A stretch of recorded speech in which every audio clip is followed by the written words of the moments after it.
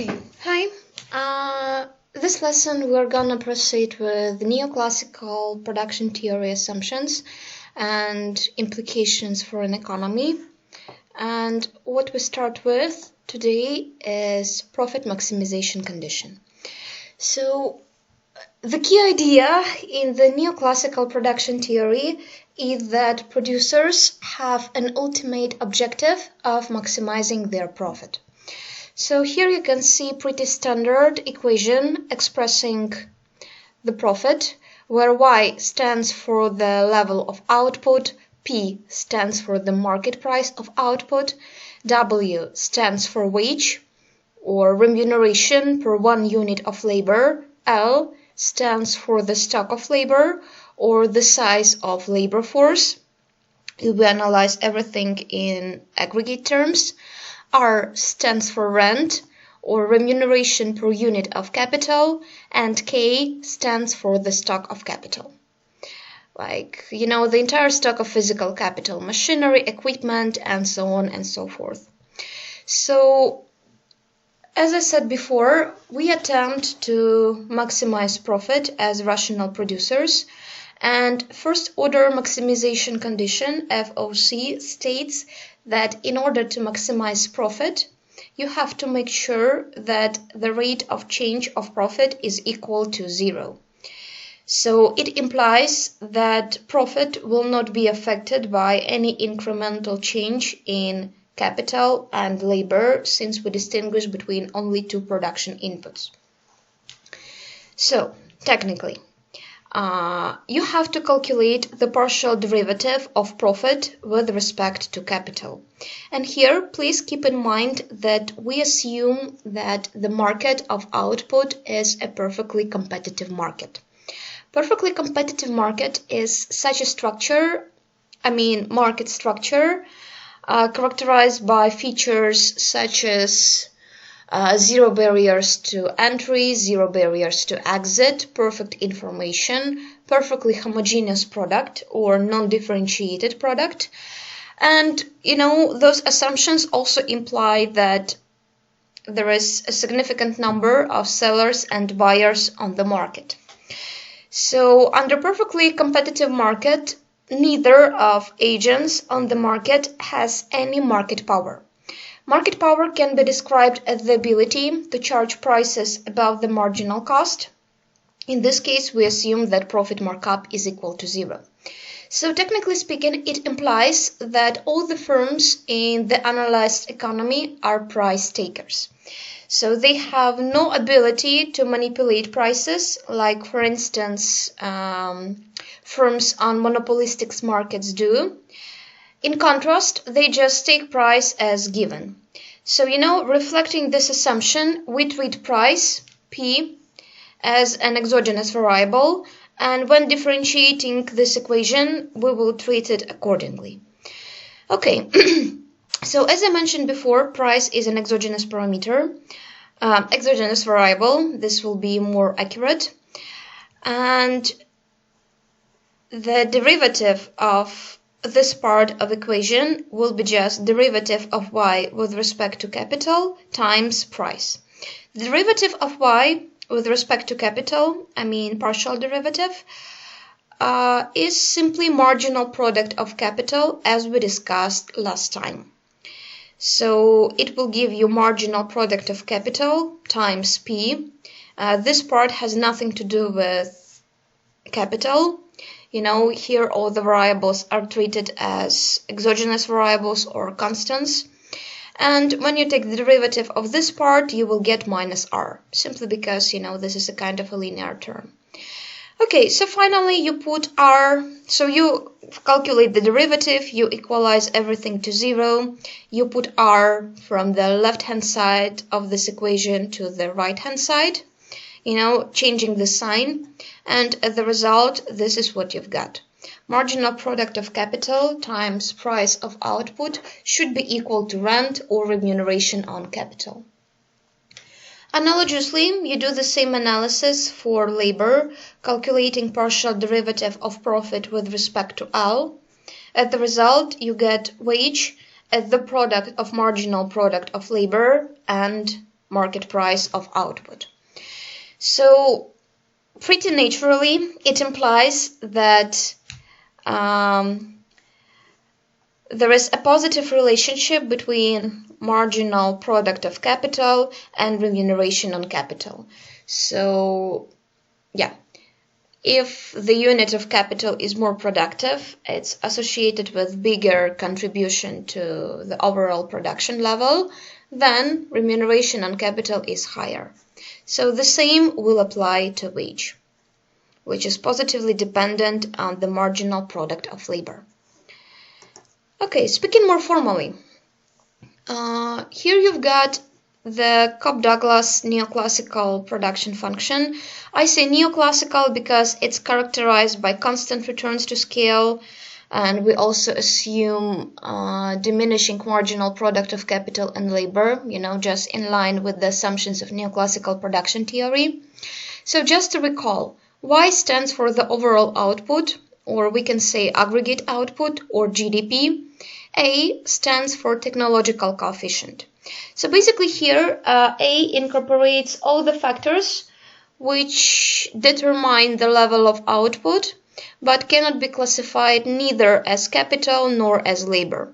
For instance, you understand intuitively that countries with better technologies have bigger GDP. Countries with higher quality of education and bigger stock of human capital accordingly have bigger level of GDP, and so on and so forth. So you have the variety of those factors, and all of them are incorporated here in technological coefficient. So K stands for the stock of physical capital, L stands for the size of the labor force, and as you remember, alpha is a parameter which always takes the value between 0 and 1 and basically depicts the degree of capital intensity of production. So speaking very informally, bigger value of alpha implies that technology is more capital intensive. Okay, and here, since upper coefficients of K and L sum up to 1 and we deal with Cobb-Douglas production function, you can automatically say that this function exhibits constant returns to scale. So, which means that if you increase the stock of capital and the stock of labor by the same proportion, the output will increase accordingly by the same proportion. Another example, increasing the stock of capital and labor 2 times results in twofold increase in aggregate output or GDP. So in order to define the function of marginal product of labor, where marginal product of labor will stand for the dependent parameter and labor will stand for the independent parameter, so accordingly we're gonna have marginal product of labor on vertical axis and the stock of labor on horizontal axis. You have to calculate the partial derivative of production function with respect to labor. Again, so when you calculate partial derivative, it implies that all the variables except of L are treated as constants. So here A is a constant, you just rewrite this. K to the power of alpha is treated as constant. We assume that the stock of capital is fixed. And when you calculate the derivative of this part of the function, you will get 1 minus alpha at the coefficient, and L to the power of 1 minus alpha minus 1, which gives you minus alpha. Okay, so looking at this function, you can say immediately that this function will have a negative slope, which implies that higher value of L variable standing for the stock of labor will be associated with the lower value of marginal product of labor. It's easy to prove, when you just assume some values for technological coefficient, stock of labor, and assign some value to alpha. So again, as I said before, here you have marginal product of labor on vertical axis and the stock of labor on horizontal axis. So when you draw this function, it will be a decreasing convex function. Basically depicting the relationship between the marginal product of labor and the stock of labor. So as you can see, when the stock of labor is relatively low, the value of marginal product of labor is relatively high, and once the stock of labor increases, the marginal product of labor diminishes. So this just depicts the law of diminishing marginal product of labor we discussed last time. Okay, so basically marginal product of labor tells you very informally what is the contribution of each additional unit of labor to the overall production, in our case to GDP. You can define the equilibrium number of workers employed in the economy by analyzing the intercept of marginal product of labor function and real wage. So we assume in this case that real wage is exogenously defined by the market, and equilibrium occurs when objective contribution of workers to the production is equal to the reward on this contribution. So again, on the intercept of these functions, you have equilibrium size of the labor force. Okay, I believe this part was clear. Analogously, you can do the same analysis for capital. Okay, actually, there should be capital. Okay, fine. Okay, so in order to define the function depicting the relationship between marginal product of capital and the stock of capital, once again, you have to calculate the derivative, partial derivative of production function with respect to K. In this case, you treat the stock of capital as the single variable, and you assume that the stock of labor is fixed, and you treat L as constant accordingly. So just performing the same simple algebraic operation, you will get this function. So since alpha takes the value between 0 and 1, you know for sure that alpha minus 1 will exhibit a negative value, and here you have L to the power of some negative value. So once again, and here you have K, to the power of some negative value. Because 1 minus alpha will be positive, and this time we are analyzing capital. Okay, so once again, you can analyze it more formally by assigning some values to technological coefficients, assuming some stock of labor, and assuming some value of alpha, which again stands for the degree of production function capital intensity. When you draw it, you will see that this is a decreasing function, which again reflects the law of diminishing marginal product of capital. So basically, if you assume that the stock of labor is fixed, then each additional unit of capital will contribute less and less to the overall production. So it will be less and less productive, you can say. So the equilibrium stock of capital in the economy is defined by the intercept of real rent, which is assumed to be exogenous, and marginal product of capital function here. So again, equilibrium occurs, when objective contribution of unit of capital to the overall production is equal to the reward on this unit of capital. Okay, I believe here everything is pretty clear. So when you analyze the implications, there is the link between the stock of capital and rent, wage as well, but we will proceed to this a bit later. So take a look at this equation. So rent is defined as the product of marginal product of capital and price. And rent is basically a reward per 1 unit of capital. So if the stock of capital increases, marginal product of capital decreases. Again, you can see this here. When you increase the stock of capital, marginal product of capital decreases. If marginal product of capital decreases, rent decreases accordingly. Which just arises from this equation. So based on this, you can conclude that increase in the stock of capital means decrease in rent. And actually, this is something you can observe, in real life based on some empirical data.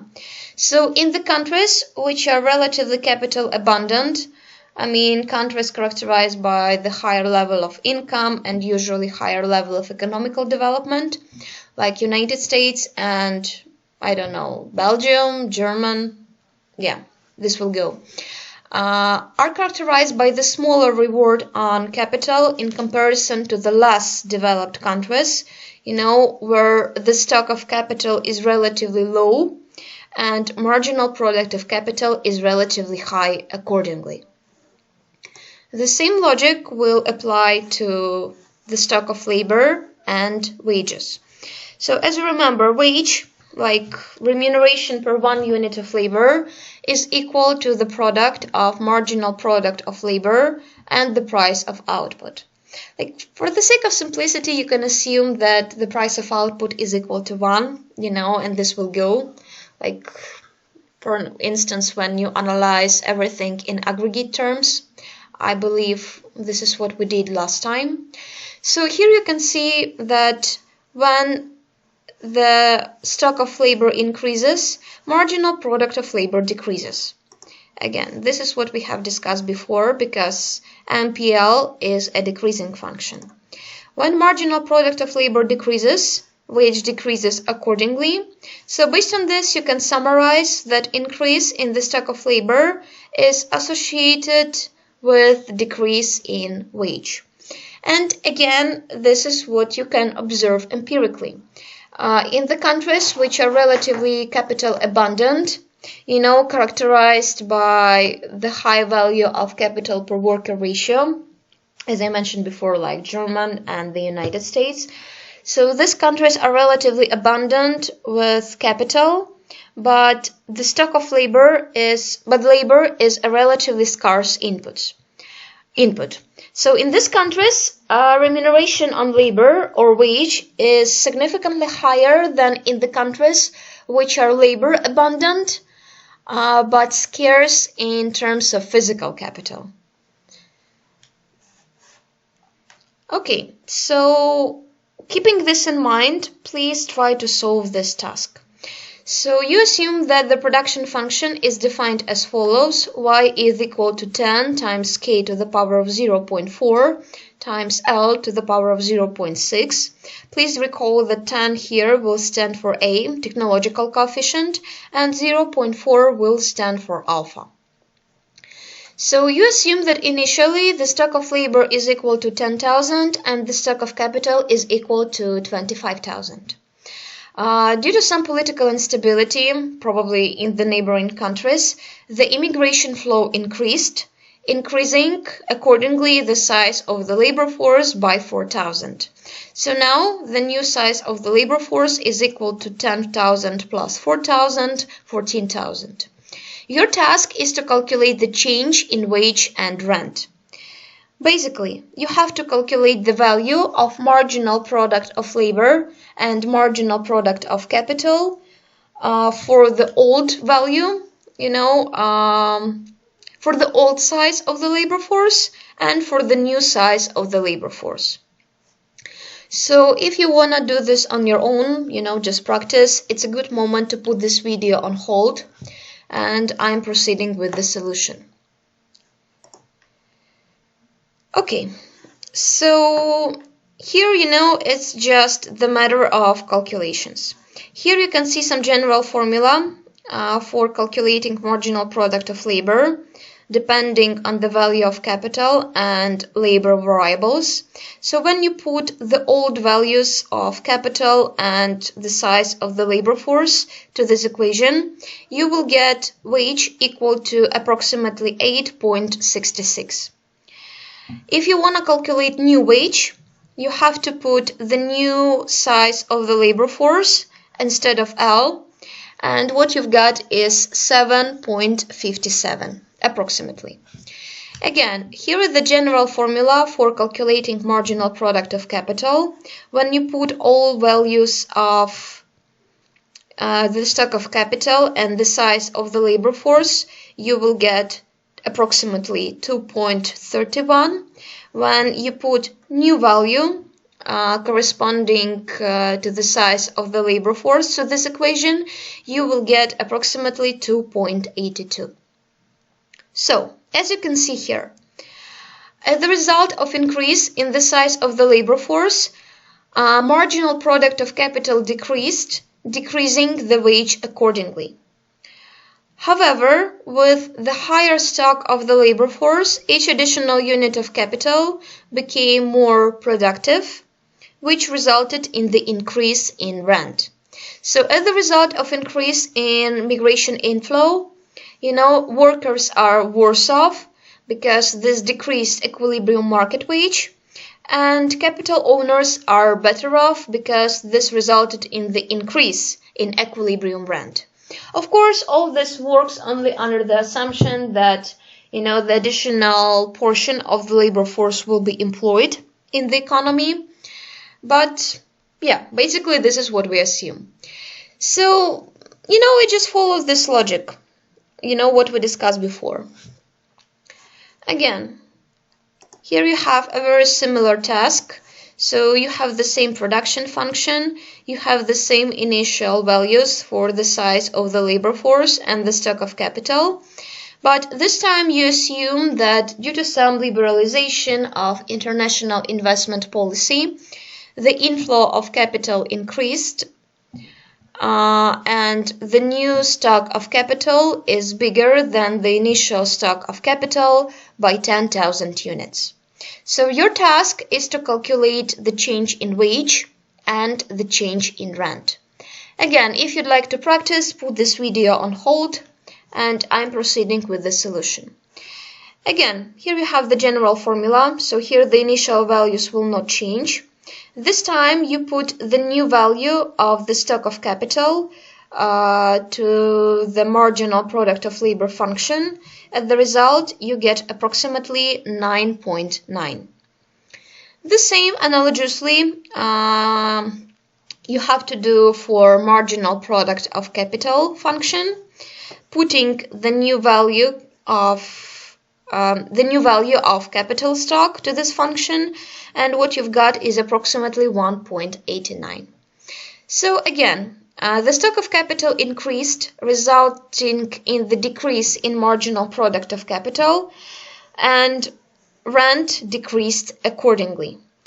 At the same time, a higher stock of capital made, each unit of labor more productive, resulting in the higher marginal product of labor value and increasing equilibrium wages. So as the result of capital inflow, labor force is better off, and capital owners, domestic capital owners, are worse off.